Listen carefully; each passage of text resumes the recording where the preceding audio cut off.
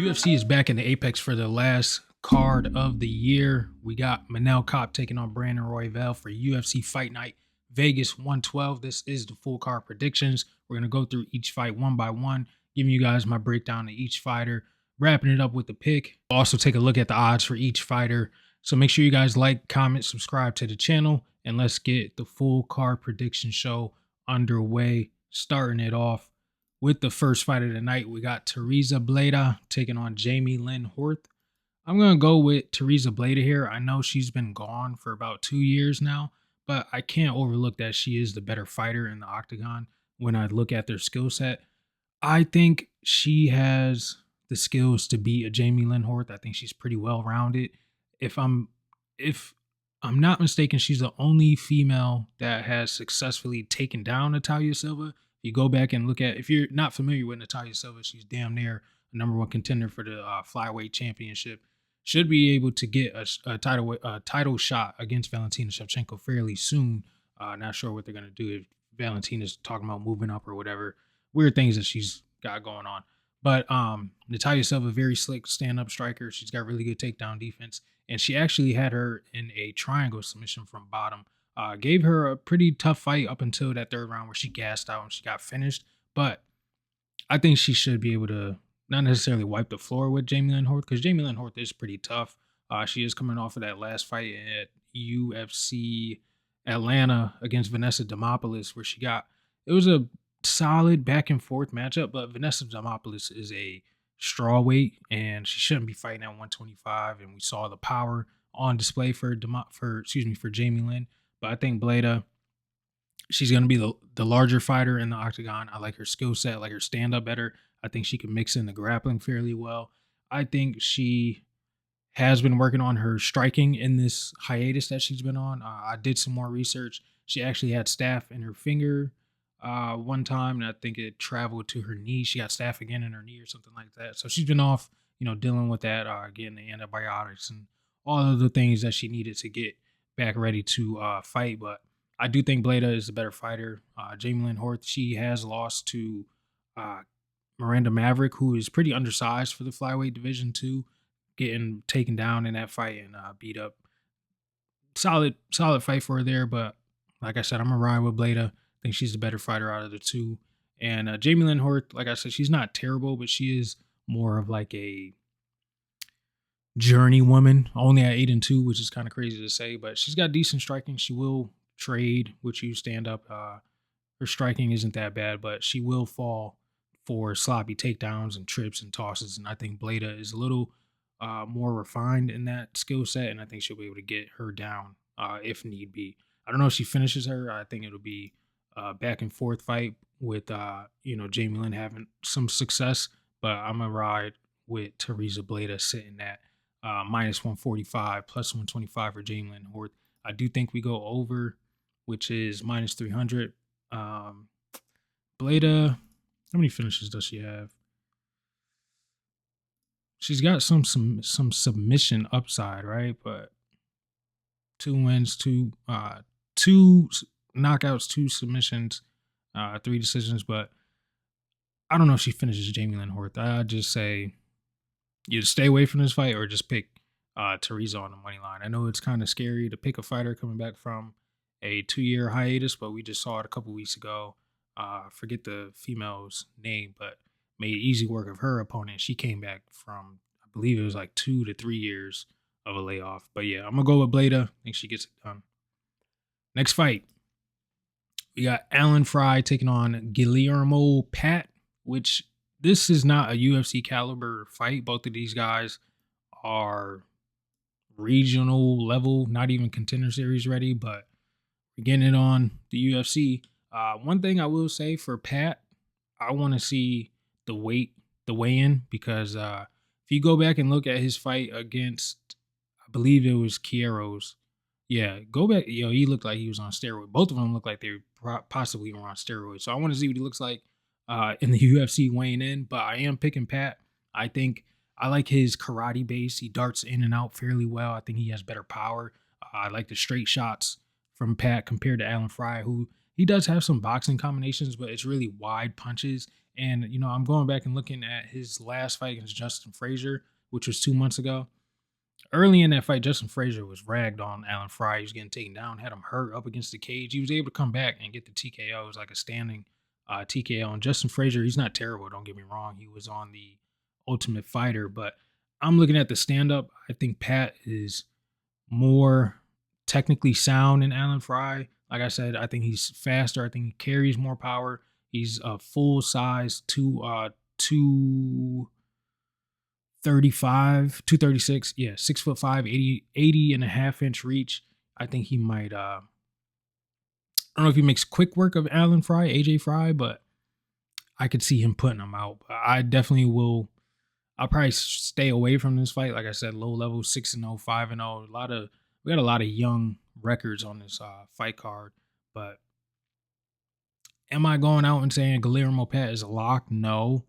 It was interesting to see that he was a underdog at open, -160 on the money line now, +210 at open, +140 for Alan Frye. But that's also because people have probably seen more of Alan Frye. You know, he is fighting out of North Carolina, so guys hear about him, you know, on the regional scene.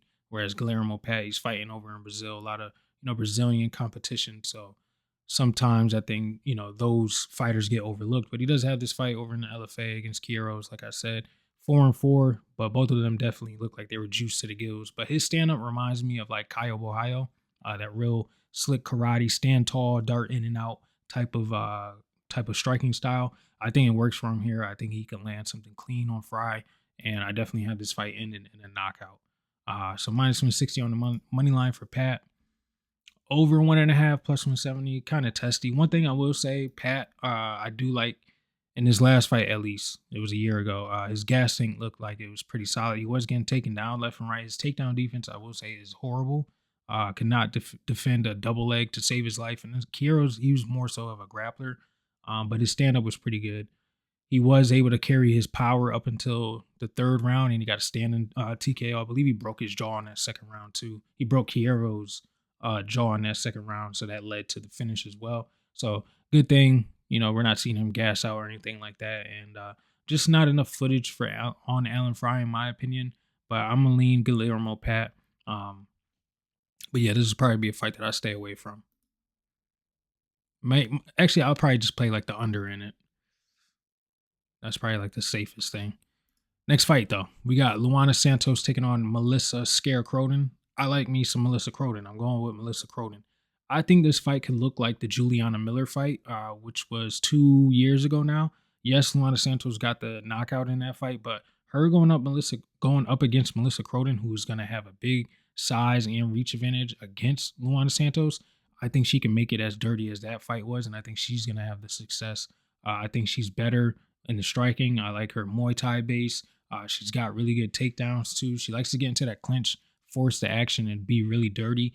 I can see her dragging Luana Santos into like deep water, not necessarily, you know, third round or anything like that, because it could get there, don't get me wrong, but I'm more necessarily speaking to deep waters as far as like just fighting in the trenches, which is where Melissa CRODEN thrives. She is a finisher. She has a lot of knockouts. You see recently she's excuse me, 4 knockouts, 1 loss to Jacqueline Cavalcante, who is in the UFC, and I definitely rate her higher than a Casey O'Neill loss a year ago. Both of these ladies are coming off of finishes over Tainara Lisboa.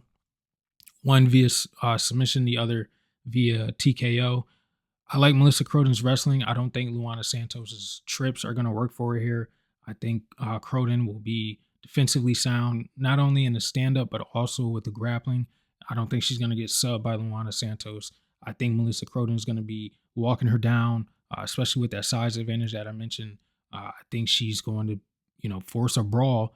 And if it becomes one, I definitely favor Melissa CRODEN to win about 7 to 8 times out of 10. So give me Melissa CRODEN on the money line. Let's see what she is now. +135. So I like that. She's an underdog, -155. Don't get me wrong, Luana Santos does have some solid jiu-jitsu, but you go back and look at which fight was it? It was a Lisboa fight. She's more so like laying on top pressure for majority of the fight, and then the submission basically presented itself, and Lisboa does not defend submissions at all. She's more so of a Muay Thai striker. But yeah, her jujitsu, I think it's solid. Don't get me wrong, but I don't see her catching Melissa Croden or anything. I think Melissa Croden will be walking her down with straight shots, knees to the body, elbows over the top. So I favor Croden to be the dirtier fighter and get it done. Over 2.5 minus 250. It could be a little testy. I think this could be a sneaky under 2.5 fight. Fight goes a distance minus 150. Fight ends by KO plus 170. I wouldn't be surprised by a Melissa Croden stoppage, but Melissa Croden money line is probably the safest play for me in this fight. So I'm gonna lean Croden. I think she gets it done over the OnlyFans model Luana Santos. Next fight, we got SHARAAF taking on Steven Asplund.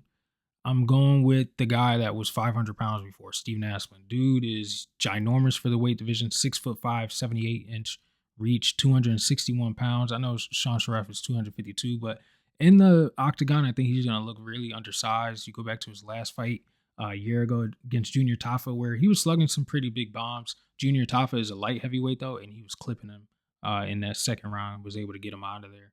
SHARAAF, he can mix in his takedowns fairly well, and that is one thing that Steven Asplund seems to have not complete in his game yet, but he will not quit. He will continue to fight and try to get back to his feet. He has one loss on his record against Denzel Freeman, who is in the UFC now. We just saw him put on a snooze fest a couple weeks ago against Buljo.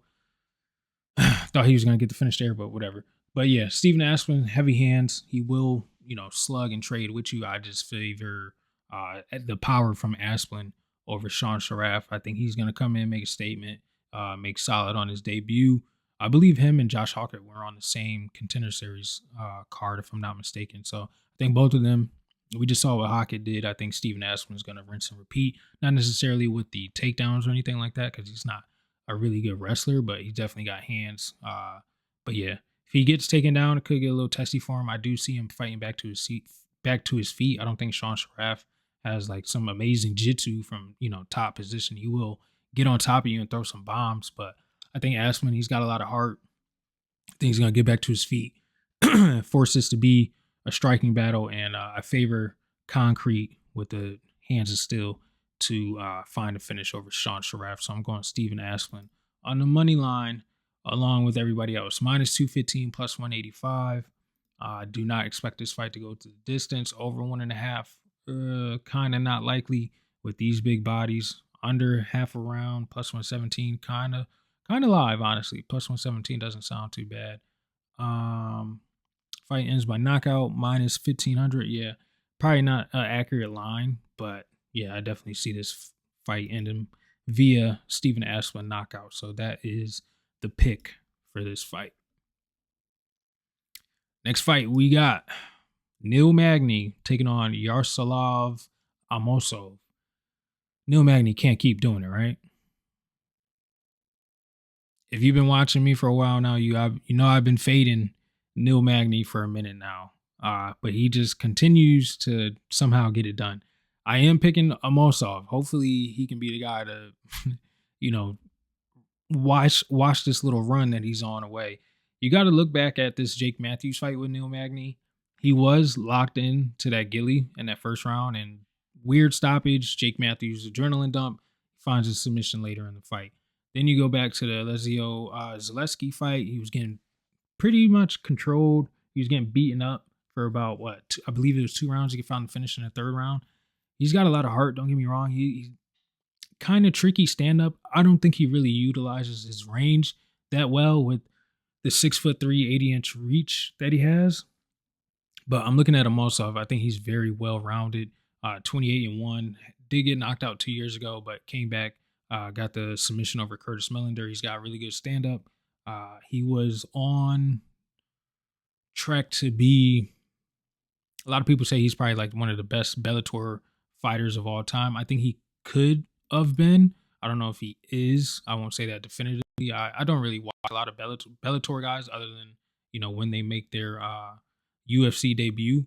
But I think he's pretty solid. I think he does come through, shut Neil Magny's return, back to top 15 down. I think he's going to come through, have a solid debut, I think he does find a submission here. Like I said, he's pretty well rounded. Has a lot of finishes, 11 submissions, and yeah, 9 knockouts.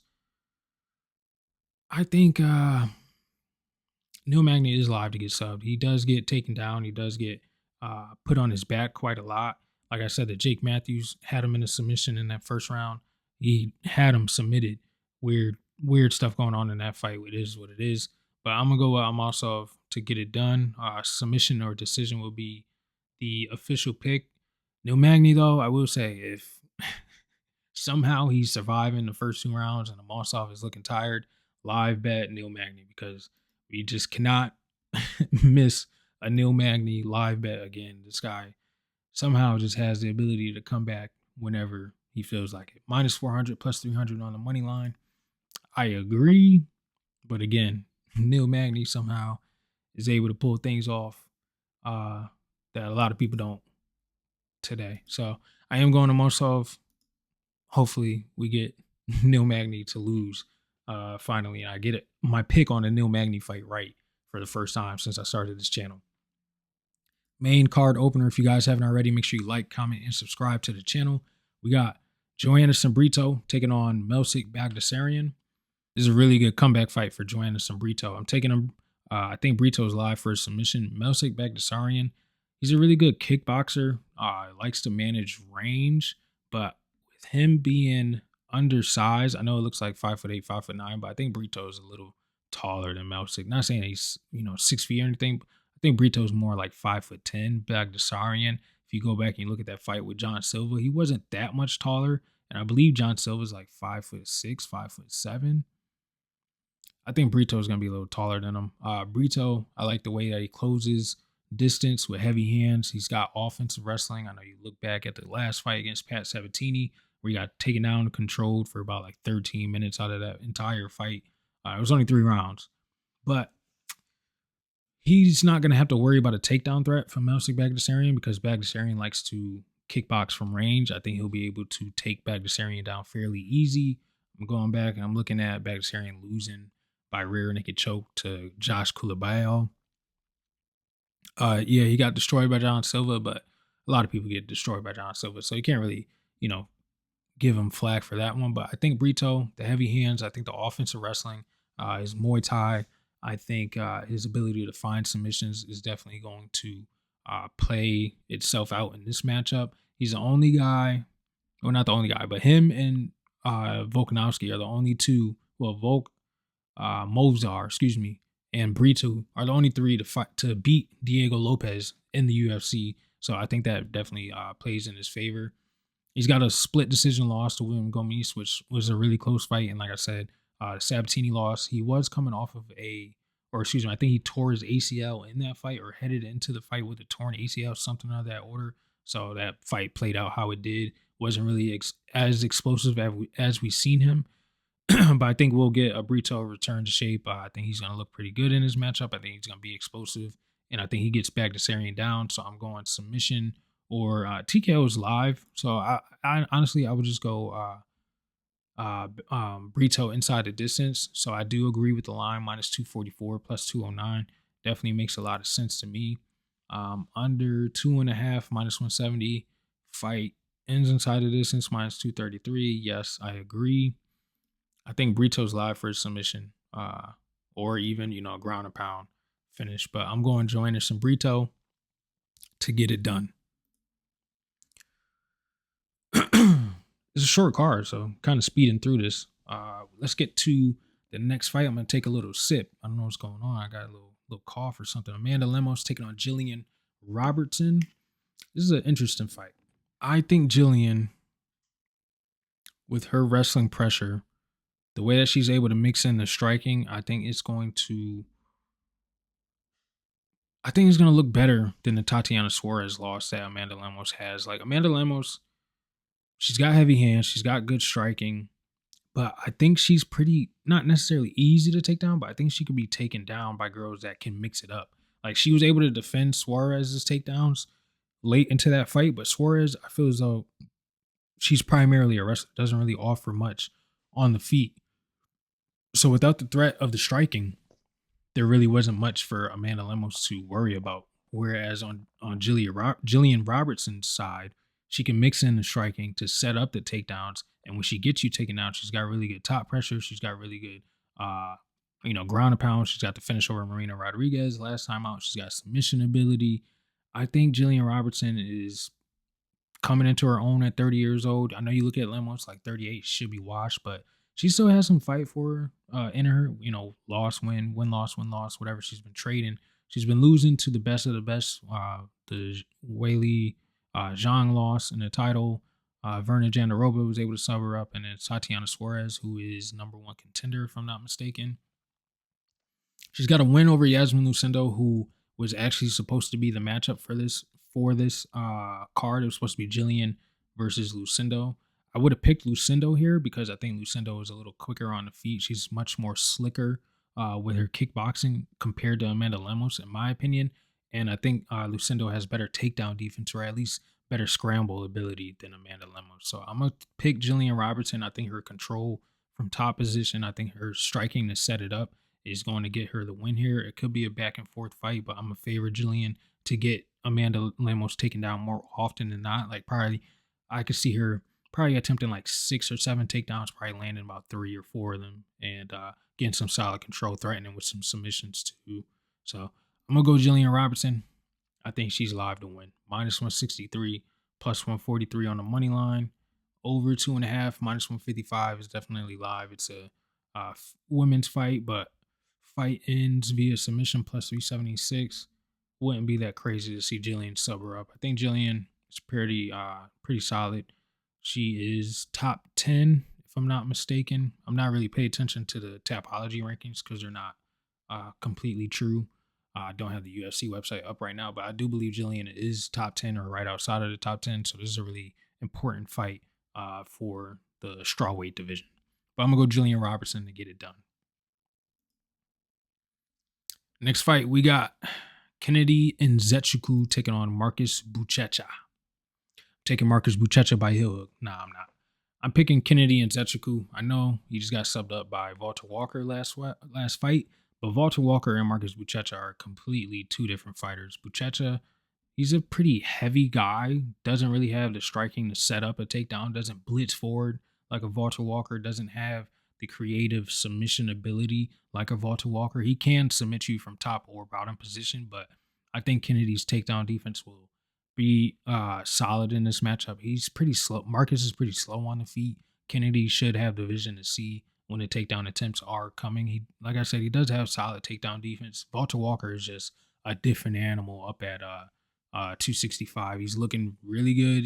I think he just broke his leg or something like that. But Walter Walker looks like a completely different animal now that he's moved up, and he's training with. I think he trains with Bogdan Guskov and a couple of other guys too. So he's in there with some really good competition.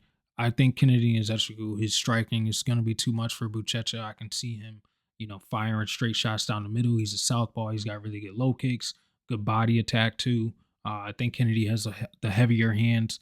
Buchecha, I know he will be a little heavier, but K.NZECHEWKU, I think he'll be able to fare better in the clinch. I can see him, elbows over the top. Kennedy's the only guy to beat Carlos Ulberg too a couple years ago, knocked him out. But yeah, I favor K.NZECHEWKU up at heavyweight. He's a little lighter too, so it means he'll be better from distance. He'll be able to dart in and out against Buchecha, who I think is pretty plodding, just walking forward, trying to dive for a takedown. And I actually picked against him last time out against Martin Buday, and Buday ended up getting cut. But Buchecha was a pretty heavy favorite in that fight, if I'm not mistaken, against Buday. And we went with the underdog. I should have just underdog locked Martin Buday, but Buday was pretty ass in my opinion. Yeah, -250 against Martin Buday. Kind of crazy. Yeah, he's gonna need, like, for him to get a win, he's gonna need to fight the likes of like a Louis Sutherland, a Chris Barnett, Hamdi Abdelawab, the Usman brother, Mohammed Usman, somebody like that.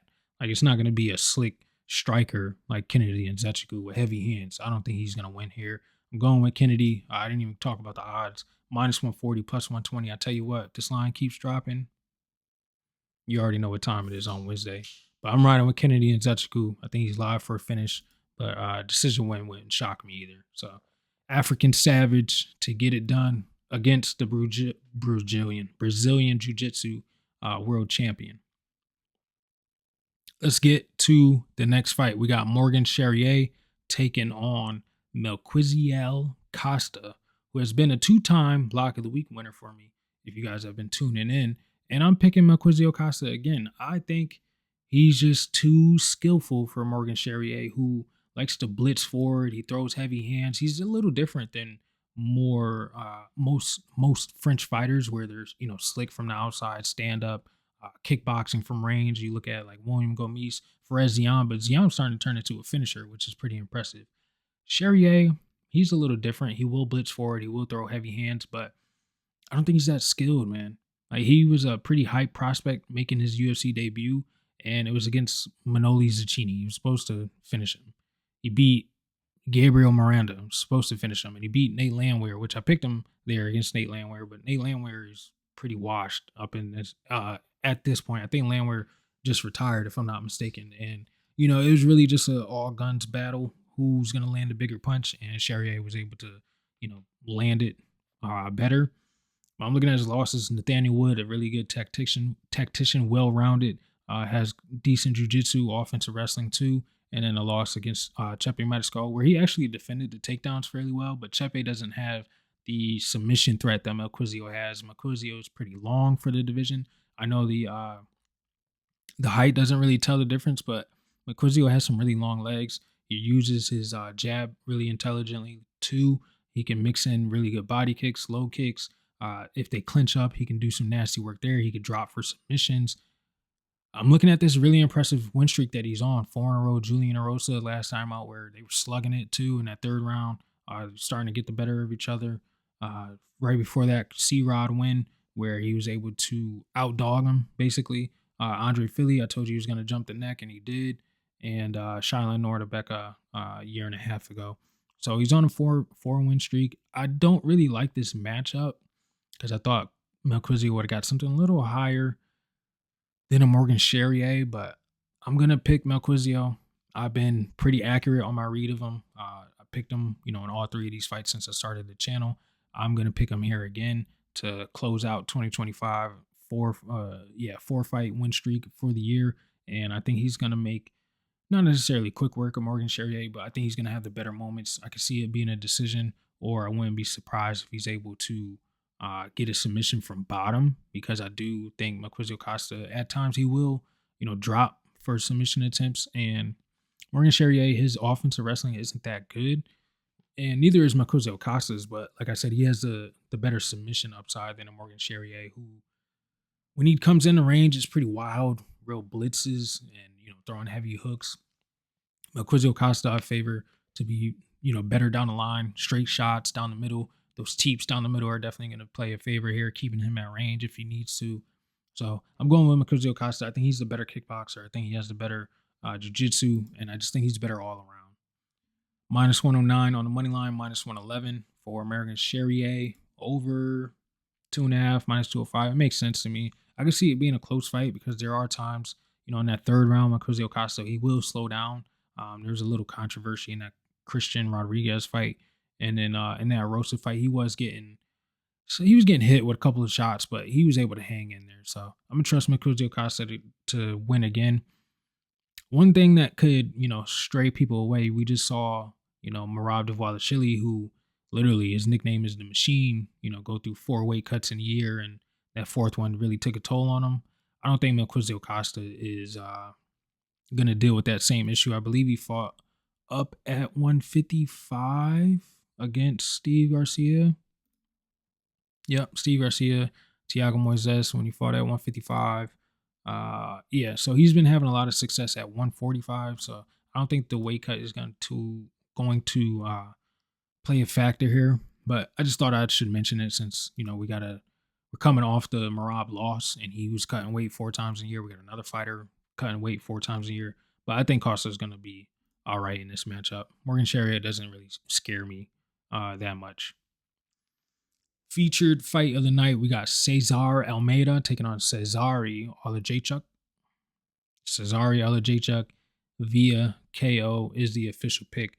I'm looking at Cesare. He's got really good stand-up, straight shots down the middle, which has been Cesar Almeida's kryptonite, if I had to be quite honest. If you want a picture-perfect matchup to watch, or literally a fight to watch on how you could predict this fight, go back and look at the Roman Kopylov fight a year and a half ago. That's exactly what this fight is going to look like, except Cesare is going to be able to finish him. Potiera, he's decent at best. And then Abdul Razak, you know what he's going to do. Blitz forward, throw heavy hands. He did have Cesar Almeida hurt in that fight. He was able to find the crazy shot, left hook to put him out. But one thing I don't like for Cesar Almeida, 37 years old, 10 months ago. I don't like that.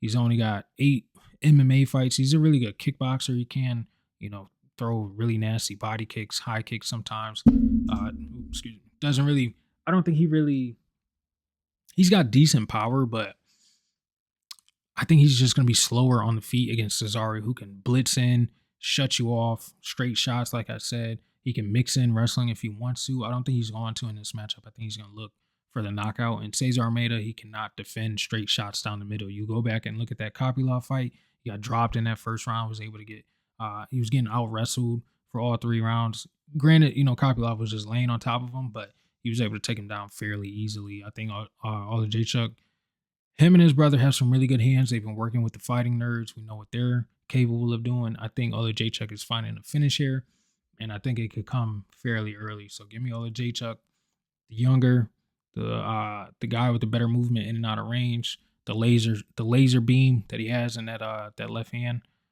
I'm going with Cesare Alejechuk via KO. -170, +145 on the money line. Over 1.5, -160. I might play the under 1.5 +140. Definitely think we're going under 2.5. Definitely think Cesare gets it done inside the distance. Submission or KO is definitely going to be the pick, but I think it's going to be a KO. Yeah. Co-main event of the evening, we got Giga Chikadze taking on Kevin El Chino Vallejos. Going Kevin Vallejos all day. Giga, I think he's a little washed at this point, man. You look back at that fight with David Onama where, I don't know, he was really just getting outworked for 2.5 rounds. And Kevin Vallejos is better than David Onama. He's definitely got more power. Is he a better boxer than Onama? Onama's got really good hands. I think Vallejos is better. He mixes his striking. That would be a tough fight. Onama, well, no, I could see Vallejos knocking him out. Honestly, Vallejos, he's nasty. Argentinian. What's the Marcos Maidana is who they call him. They call him El Chino after Marcos Maidana. But yeah, coming out this fight against Danny Silva, who's a young, quick-fisted boxer. Giga, we know he does primarily most of his work is with his kicks. I don't think he's gonna be able to manage range against Kevin Vallejos, who's gonna be able to dart in, rip shots to the body and the head. I think Giga is definitely gonna get hurt in this matchup. I don't know if he gets finished. I don't think Giga's ever been knocked out. Yeah, he's been submitted. He's never been knocked out, but it wouldn't be wild to say. I think this is going to look like the Steve Garcia, Calvin Kattar fight, where Steve is, dropping him, keeping him at bay, doing whatever he wants with him. And I think Kevin Vallejos is going to do like a rinse and repeat of that. The younger guy, more athletic, quicker hands, going to be able to dictate range, not going to, fall prison to the Giga kick, which is what David Onama basically was. He said he was taking pictures in there because he was like, man, I'm fighting Giga. I don't think Kevin Vallejos is going to have that type of respect for him. I think he's going to come in, close off the range, stay in Giga's face, keep him on the back foot, force this to be a boxing fight. And Giga's not really that good with his hands. So I'm going Kevin Vallejos all day. I think, could he finish Giga? Maybe, but Giga's pretty tough. So I'll go Kevin Vallejos with like a 3-round dominant display. It could be a 29-28 on one of the scorecards with, Giga having a little bit of success early, probably with like some low kicks, but Kevin Vallejos is going to make pretty easy work of Giga.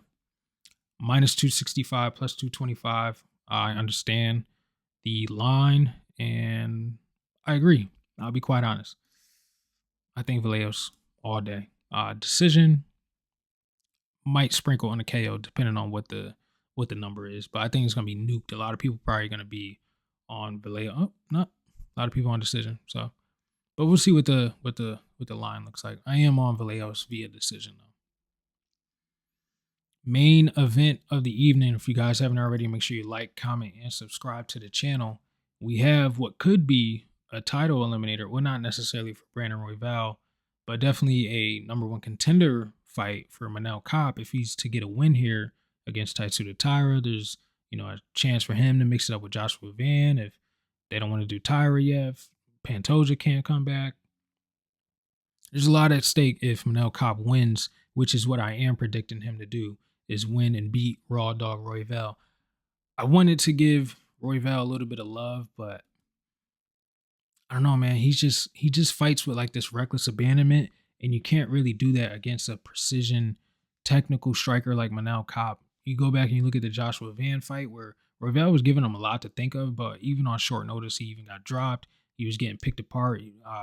Van was able to make adjustments in the fight without even a game plan, stomping at that lead leg. I think Manel Kape is just too precise, too accurate, too clean, too powerful, and he could surprise Royval. I don't think he's going to finish him, but I think he could drop him here. Royval, he's going to need the high pressure and output, which is what he's known for 5 intense rounds, but I think Kape's footwork is going to be a little too much. I can see him, entering, exiting out of range, hitting the corner, catching him with like a straight shot off the pivot. I think Royval's going to, like I said, he's going to be wobbled a couple of times in this fight. He's got really good range management, elite footwork, high fight IQ. I don't think Brandon Royval is going to be able to take him down. It's going to have to be, a clinch scenario, scramble, drop down, make him think that he's shooting for a takedown, come back up, and then, find some weird success that way. I don't think he's just going to be able to straight up shoot double legs and take Manel Kape down. He's got really good takedown defense. We saw him, struggle with Muhammad Mokaev, but Mokaev cheated in that fight. He was grabbing at his shorts, things of that manner. We saw what he was able to do against Bruno Silva. We saw what he was able to do against Asu Amabayev, granted with a little bit of eye pokes. But Manel Kape, can't deny him. He's got really good footwork. The striking is there. The precision is there. The power is there. He's a tough guy to fight. And I don't think Brandon Royval is going to be able to get him. I wanted to pick Royval, seeing that this fight had been scheduled 2 or 3 times now. Manel Kape was the guy to get injured both times, but I still got to ride with Manel Kape. I think he gets it done. I think it's going to be a hard decision, but I see it being a unanimous decision for Manel Kape.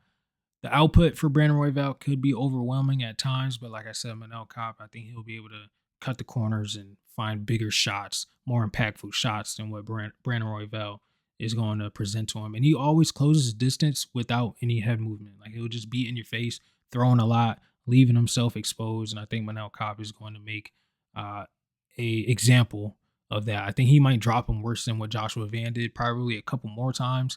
Could be live for a knockout, but I'll just take Manel Kape. I was about to say money line, but can't even do that, sitting at -300. I wish this was like a minus, 150. I think without the Joshua Van fight, this probably would have been priced at like -160, plus 140, somewhere around that.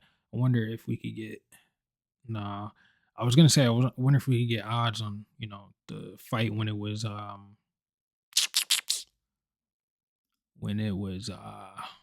booked initially, but if you guys have that, please send it to me because I would have loved to seen what it would have been priced at. But -300 is a little too wide. He's definitely had to be like a parlay piece, and people are probably gonna be like, I don't want to chance it on Manel Kape. I really like Brandon Royval's output, but I'm telling you, man, Manel Kape is just too clean in the striking. He's gonna be able to thud him up a couple of times here. So I got Manel Kape making a statement, making a really good, impressive showing for himself live to drop Brandon Royval a couple of times. I don't know if he finishes him, but I'm going Manel Kape all day. I think he gets it done. And that is the full card predictions for UFC Vegas 112. Let me know in the comments what you guys think of each pick, each breakdown. I'm interested in what you guys got to say, Could be a title eliminator for Manel Kape. Could be a fight for him with Brandon Moreno. Could be a fight for him with Tatsuda Taira, Kyoji Horiguchi. We just heard Dana White say that, you know, the rankings don't really matter. So Manel Kape, he has done some unfavorable things to Dana White in the past, similar to what Arman did. A couple of pullouts. You know, he's had the beef with Mokaev. So I don't know. Things could get a little shaky at the top, but interesting to see what you guys got to say. If you don't got nothing to say, just drop a W, like, comment, subscribe to the channel, and I will see you guys later this week. Turn on your post notifications because you know I content dropping all week. I'll even have content, you know, while we're on this hiatus for 6 weeks or so, however long it is. So stay tuned. I'll see you guys on the next one. Peace out.